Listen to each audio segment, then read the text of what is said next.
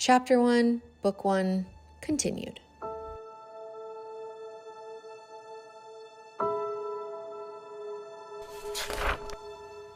"She's too young to be so frail," Abraham said as he traced the blue veins of his wife's hand. They had been together just over 7 decades. She had bore him 4 children, none survived. He never blamed her. The planet, this world, it fought them. And it won. After 8 centuries plus 8 decades and 2 extra orbits, only a handful of humans remained. Abilene, who lay dying before Abraham, was one of only 2 women, and the younger. With her, all hope to continue the human race died as well. Across the bed, his mortadel daughter, G, stood.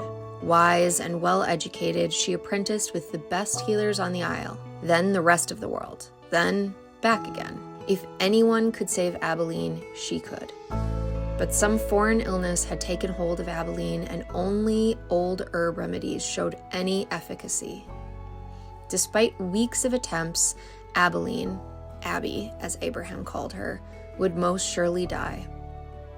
G used her weight to brace Abraham as he rose from Abby's bedside. Together, they walked down the corridor to his office, where she transitioned from skilled physician to wise politician. "How do you plan to tell the kingdoms?" she asked. "I don't," he replied. "You know how they'll talk," he sighed. "When last a rumor circulated, we were dozens. Now, I no longer need my 10 fingers to list our ranks. I hope people will remember the impact of the last rumor. It seems the lesser threat. They won't recall. It was a Noski generation removed. Then historians are failing their task. Our history has fallen out of favor." "My dear, sweet Greta," he said, cupping his hand to beckon her cheek.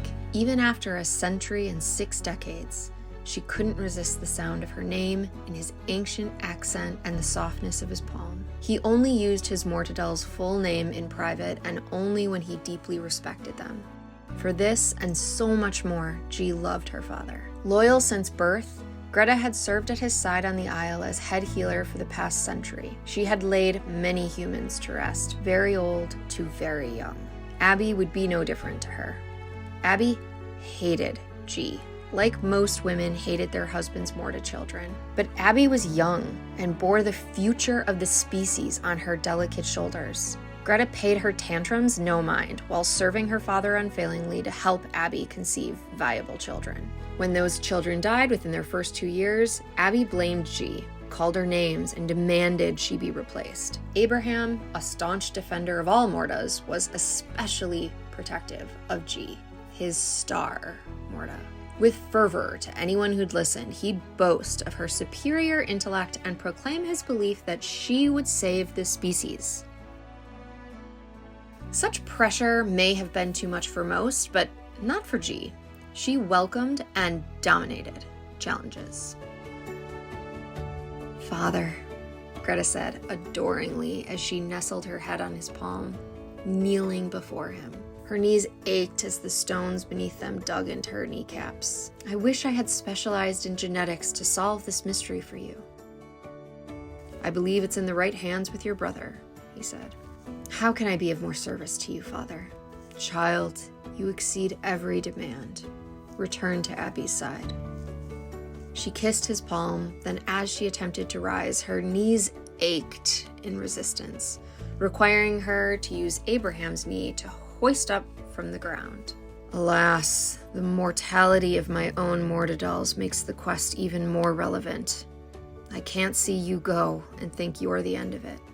As she returned to Abby, she thought about the absurdity of her father's final dream. She'd heard the rumors of the mortadel mother, but as quickly as they circulated, no child came forward. Why would someone claim such a feat of scientific accomplishment only to remain in the shadows? And if X had truly found the genius behind it, why did that Lucas character fail to answer her very basic questions correctly?